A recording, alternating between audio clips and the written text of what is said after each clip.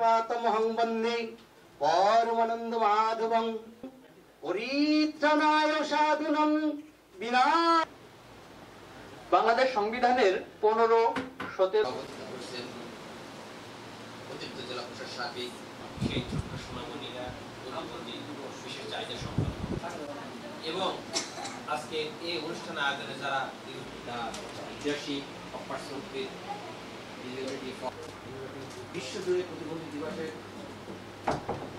বহু মানুষ আহত